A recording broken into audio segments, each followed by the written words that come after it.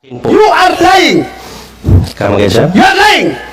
Si opinion niyan, sir, sa akin po naman, totoo lang.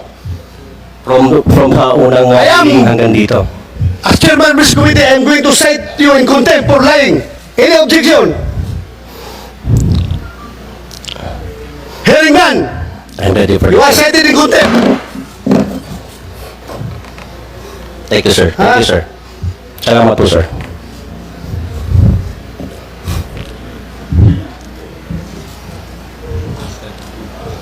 Kumsik, you take custody of this person.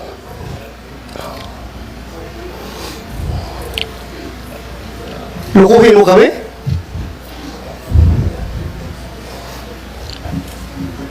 May dala na po akong bag, sir. Kunin mo na yung bag. Ha? Well, I don't believe you, Mr. Picoy.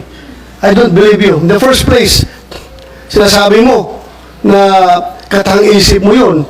Pero, paano ka... alam ko yung ginawa mo ngayong discartes, afterthought na lang.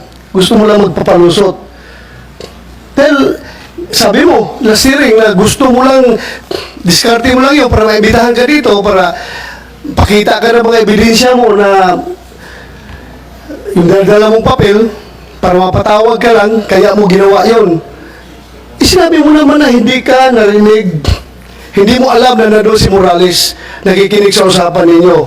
At hindi mo alam na mayroong video recording, may CCTV. How come na magdrama-drama ka doon kung ganon? So I don't really believe you, Mr. Santiago.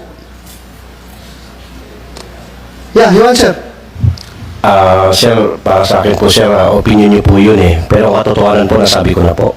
Katotohanan mo? Yes, Is sir. that your truth? Yes, sir. Nalukuhin kami dito? Hindi po kayo, sir, niloloko ko, sir. Sir, hindi ko po kayo niloloko, sir. Meron ka pang dala-dalang... we are inviting you here to shed light on the... yung papel mo doon sa CCTV recording. Yes, sir. Kaya kita inibitahan. Yes, sir.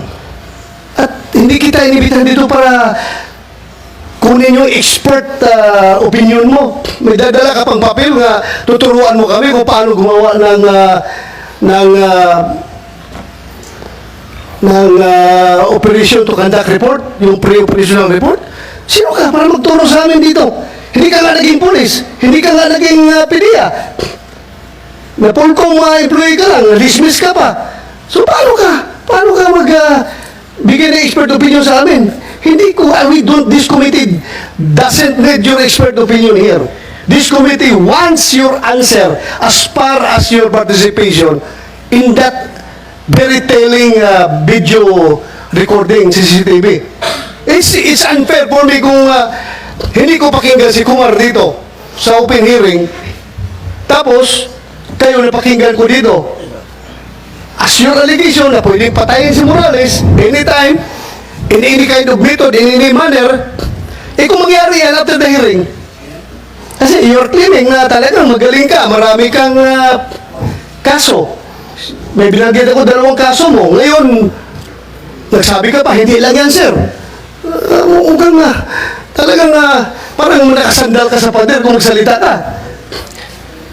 Sir, kagaya po ng sinabi ko, sir, opinion niyo po yun, pero yung katotohanan po, sa akin po yun. Sinabi ko na po. So, ibig mo sabihin, totoo talaga yun? Na naluloko ka lang? Kagaya po ng sinabi ko noong unang hearing, sir, niloloko ko po si Romy, hindi po kayo, pero sila ang nagpasakay sa inyo, hindi po ako. Anong reason mo? Bakit mo siya niloko? Kagaya po ng sinabi ko noong unang hearing, sir, meron po sana akong gustong patunayan na 2 bagay. Yan ang unang bagay na nakarating ako dito dahil sa kwento ko sa 2.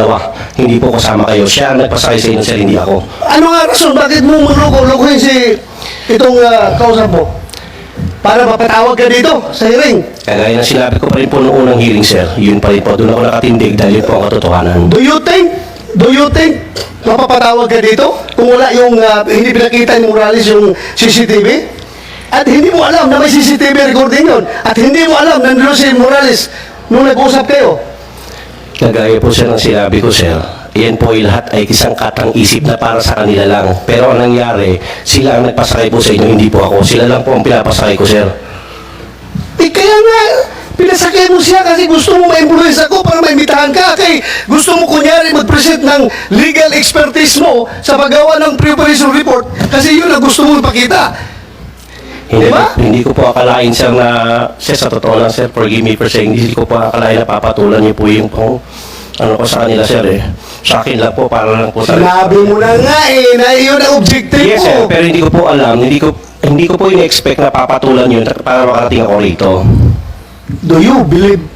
Naniwala ka ba? Maniniwala yung tao sa'yo? Yung kisa video na yun? Na manloko ka lang? Depende po, sir, yan sa taong nakikinig, sir. Ang akin po... You are lying! Kama ganyan, sir? You are lying! Opinion yan, sir. Sa akin po naman, yung totoo lang. From unang I am- meeting hanggang dito. As chairman of this committee, I am going to cite you in contempt for lying. Any objection? Hearing none, I'm ready for you are it. cited in contempt. Thank you, sir. Thank you, sir. Salamat po, sir.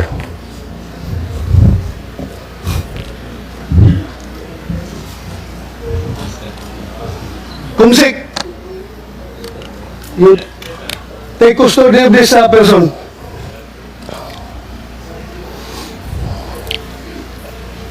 Lukuhin mo kami?